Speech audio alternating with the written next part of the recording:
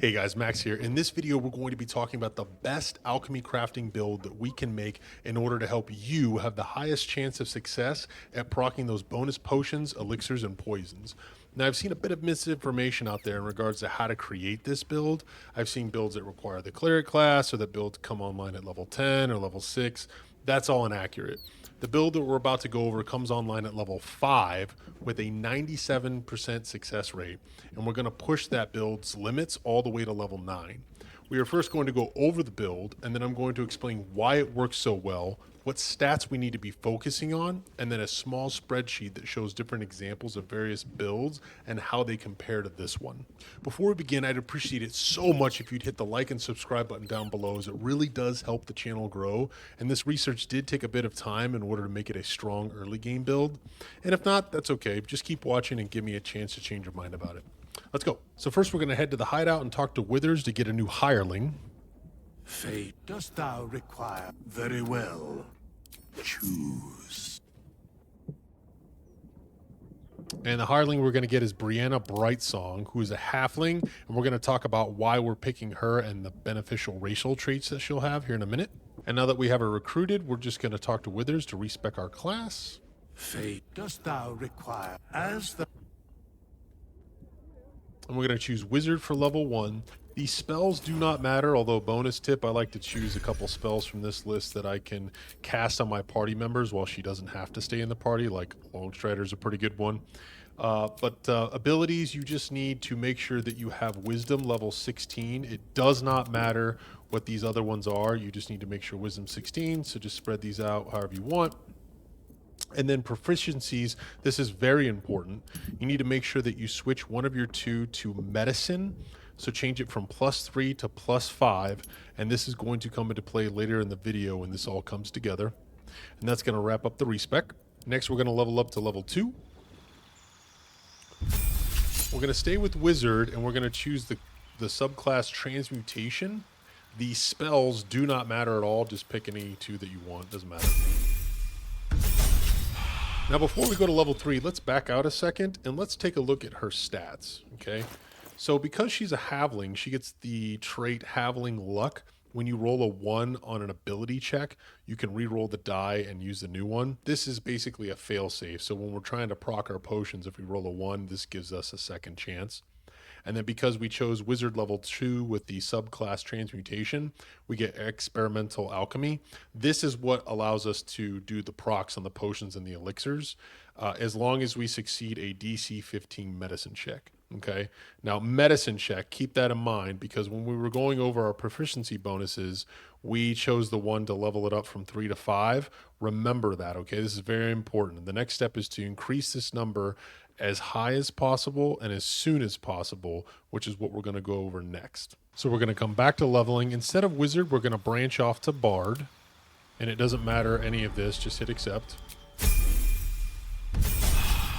Now the next Bard level, again, just choose any spell you want. It honestly doesn't matter. Hit accept. Now our character level is level 5 and we're Bard level 3. This is where everything comes together. The spell you want to choose is Enhance Ability. Very important. Make sure you get this, okay? The subclass does not matter. And then on the Bard option up here, we get to choose more proficiency bonuses as a Bard at this level. And the first 3 on the left column, it doesn't matter. Just choose whatever you want. But the medicine on the right column is what we want to get, okay? We want to increase this medicine from 5, which we did earlier, to 7, okay? And with medicine level 7, we're going to finish leveling up, and then we're going to go back to our character. Another bonus tip for you if you're playing on honor mode is that now that we have a level 3 bard, we have access to an extra Song of Rest, which gives your party an extra short rest, so nice little bonus there. So now we're going to be talking about our medicine proficiency bonus. Remember when we leveled up medicine from 5 to 7 on that last level, bard level 3? Take a look at this. Our medicine proficiency is now level 9. Well, why is that? Well, because we placed a point into medicine for proficiency bonus at level 1, that means that we will get an extra +1 bonus to medicine at character level 5 and character level 9. And because we just hit level 5, not only did it give us the +2 that we just added from Bard level 3, but it also gives us that +1 from leveling up our character at level 5. But Max, the math doesn't add up right. Like, that would be level 8 medicine, not level 9. Well, you're right. But because we increased medicine again with that +2 at the 3rd level of Bard, it gave us +2 at level 5 instead of +1.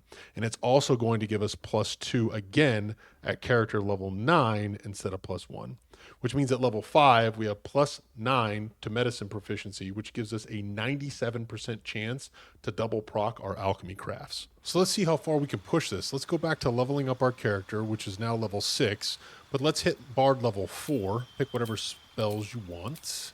And we're going to get the feat, which is going to allow us to increase our wisdom from 16 to 18.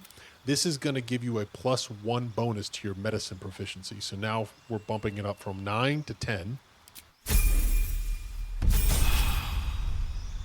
And then we're going to switch back over to wizard. Pick whatever 2 spells you want for level 7. And then at wizard level 4, which is character level 8, again, pick whatever spells you want. Doesn't matter. But we're getting that second feat, which is going to push our wisdom from 18 to 20, which is going to push our medicine proficiency from 10 to 11. So let's go take a look at that real quick. And as you can see, our medicine proficiency is level 11, but we have one more step to take to push this to the max.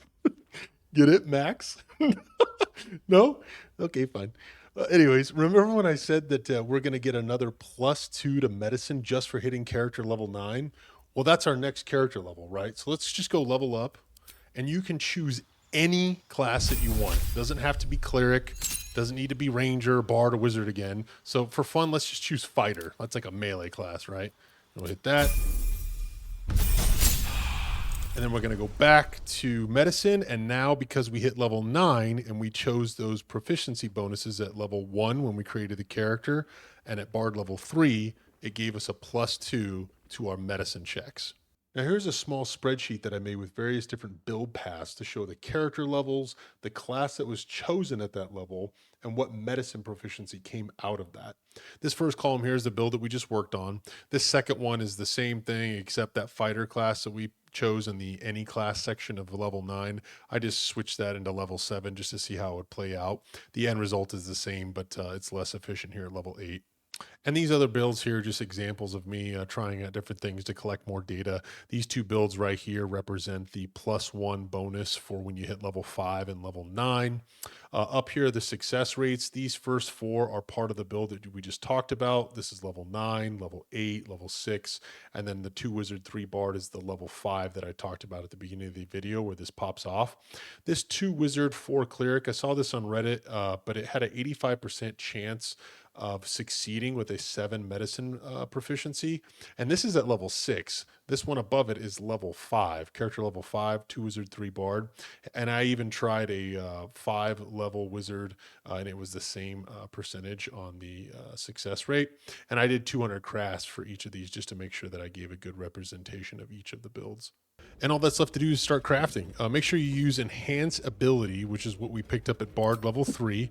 And you want to use the Owl's Wisdom on yourself. And this is going to give us advantage on our wisdom checks for when we're crafting. And then we're going to do this with level 5, like I said at the beginning of the videos, when it starts to pop off. And let's just do a few crafts here. Let's do antidotes. We'll do 10 of those. So we'll see if we have 20 in our bag. Let's do Potion of Speed. Let's do some elixirs, rank 1 arcane cultivation. Let's do colossi. And then let's do some poison. Let's do drow poison, 10 of those. And let's do 10 simple toxins. And then at level 5, we hit 20, 20, 19, 19, 20, and 20. That means out of 6 different crafts of 10, we missed out on 2 procs. That's awesome, right? This is very helpful for honor mode, especially when you hit level 8 and level 9. and you start getting into Baldur's Gate itself, and you start crafting the good stuff like Elixir of Cloud Giant Strength, you don't want to miss out on that 1, 2, 3% chance to fail crafting this. Same thing with Elixir of Universal Resistance, which, bonus tip, this is actually a potion, not an elixir. So you can drink both of these at the same time. The best potion in the game for healing, Potion of Supreme Healing. And then these two are really awesome while you're in Act 1 and 2. Oil of Accuracy for Honor Mode, +2 bonus to your attack rolls. That's awesome. And then Serpent Fang Toxin is one of the 4 ranks of poison that you can do as well. So good stuff for Honor Mode. As you get higher up into the levels on this build, it just gets better and better, and it just reassures that you won't fail on those crafts. And that's it. If you feel I deserve it, smash that like button, and do please consider subscribing to the channel if you want to see more Baldur's Gate 3 content like this. I really do appreciate it. And I'll see you in the next video. Thanks for watching.